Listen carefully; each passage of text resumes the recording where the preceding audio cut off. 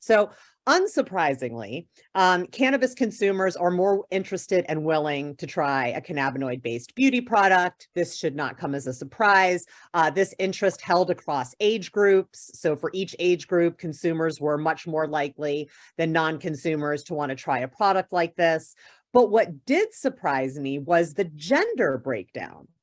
Because for both consumers and non-consumers, men were more likely than women to say that they were somewhat or very interested in trying a cannabinoid skincare product.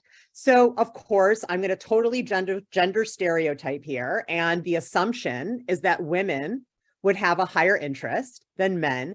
But I have a few ideas about what's going on here, but I'd love to hear from you what you think is going on here.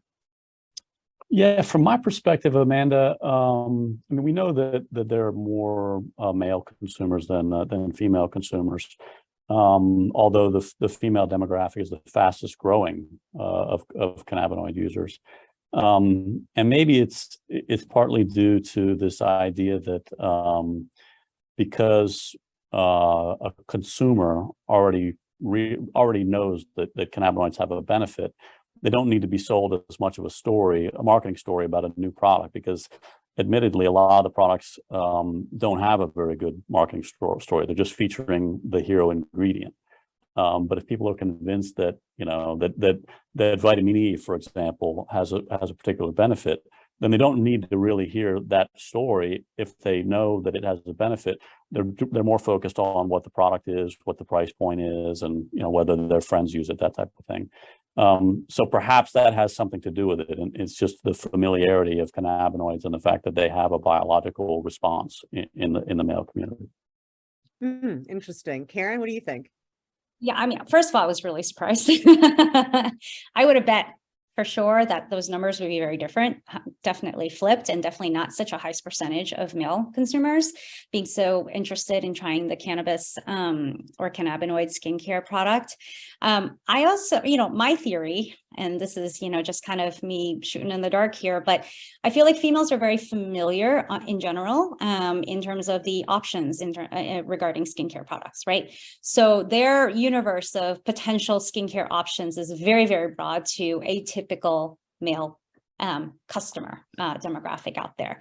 So I think for the participants in this particular survey, it was probably, the males who are like, well, I don't really, I probably use a bar of soap or a very simplified skincare regime compared to female participants. But when you say, hey, look, how about CBD skincare or cannabinoid-based skincare, that sort of little jump was probably not a huge leap for them. So that's sort of my theory. They don't know what that universe of skincare category could be out there. Right. They're like, there's weed in it. Okay. Yeah, I'm right. And that, that was kind of my theory. I think that, I think you put something in a product that a certain group really gravitates towards and, likes to explore and experiment with, then they're going to be more likely to try it, even if that particular product isn't something they would usually try. You put chocolate on anything and I'll probably eat it. Even if I don't like what's underneath, like I'm like, oh, there's chocolate on it, I'll try it. So I could understand why, even if you're not a skincare person, saying, well, if it has this thing I really like in it, then maybe I will adopt it. I think the other thing that's going on, to your point, Rob, is that women are more routined in their skincare. Like they already have a routine, they already have products they like, they have products they trust. And so to that point, do you think it might even be harder to convert female cannabis consumers over to cannabinoid-based skincare than men if they already have a routine? If they're like, look, I've been using X, Y, and Z for years, I love it, it works. Why am I going to go to something else? I mean, do you think that women actually may be a harder sell there? They might be, but I think that, we've said all along that we're going to see cannabinoids in every form of consumer product at some point in time. If we haven't already, if they're not already available on the market. So I think there's an opportunity. We see really big brands hesitant to enter the space just because of the lack of regulatory, clarity in terms of, for example, use in food and beverage. But once that becomes clear, I think these are going to be ingredients that just about every major CPG company formulates with. So again, I'll go back to the opportunity to say, okay, I have this huge following of my moisturizer. Why not upscale that product offering a bit and have a version that also has a calming feature to it, which is enabled by XYZ cannabinoid. So I think, yeah, it may be difficult to break into that demographic, but an easier route to that may be to just start fortifying the products that they already use with the brands that they trust. Well, see, now to that point, and this is like a little bit off topic because it's about flower, but I think it really also illustrates that point. So we recently had this dispensary report that we put out, and we found that consumers would rather buy a strain that they didn't know from a brand they trusted than buy a strain they knew from a brand that they didn't know. And so exactly the same thing to your point, right? If I'm using X skincare products and I love them and I've been using them forever, and now they have a new one that has a new ingredient I've never tried before, I'm much more likely to stay within that brand probably and try that new product than I am to go to a similar ingredient to a brand that I had never tried before. So I think that is a huge opportunity, as you said, for beauty companies that have loyal followings, that have people that love their products, especially if they have a lot of cannabis consumers in their consumer base, to bring along a cannabinoid-based product as just an addendum, a add-on to what they're already offering. And that would be a great way to get to these kind of loyal female consumers who have a skincare routine and have really stuck with it for some time with the same brand. Yeah. Now, something else we see on here that I just want to point out, and I'm going to talk a little bit more about this in a few minutes, is that for non-consumers, those that are more interested in trying cannabinoid-based skincare products are people that already spend more money on skincare. So I think that there is this assumption that cannabinoid-based skincare is expensive.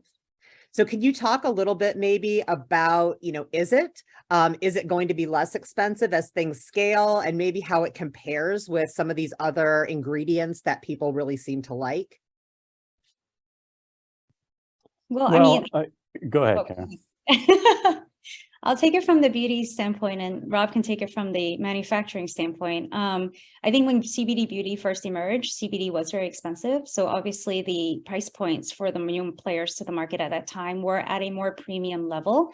Obviously, if you were to enter the CBD beauty market now, the price of CBD has declined significantly. And so sourcing CBD for a product formulation now is nowhere nearly as expensive as it used to be. But I think the access and the manufacturing is key to keeping the costs and the cost low and the supply high. So I can let Rob take that part.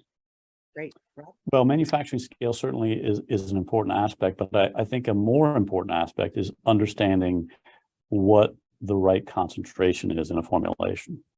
And so you see CBD brands struggling to gain market share. And so you see people going to the ultimate extremes, just packing their product full of CBD, selling it on the basis of CBD content, when in fact, again, there's not the science to justify why somebody needs that concentration and why that concentration is so much better than a lower concentration. So I think the science needs to catch up to it. And what I think we'll discover is that cannabinoids, when formulated properly, can be used at reasonable levels where their cost doesn't make these products prohibitively expensive. Look at CBD is very inexpensive today, largely due to the fact that there's a huge oversupply. It's cheaper than THC, even though THC is there's far more volume of THC sold on the market, illicit and illicit, versus CBD. Minor cannabinoids, they will come down in cost as scale is developed. But it's really about understanding how much you need in your formulation to provide the efficacy. And the efficacy is, at the end of the day, really the only thing that matters in terms of getting repeat customers, right? And so the science needs to catch up to the enthusiasm and support product formulators in their messaging about why they have a certain concentration in their formula. Yeah, really interesting. I mean, obviously we see something very similar in the THC space. It's just like throw more THC at it, throw more THC at it, when really we should be looking at the minimum effective dose, right? Like what's the smallest amount we can put in there and get the effect we want? That's where you want to start.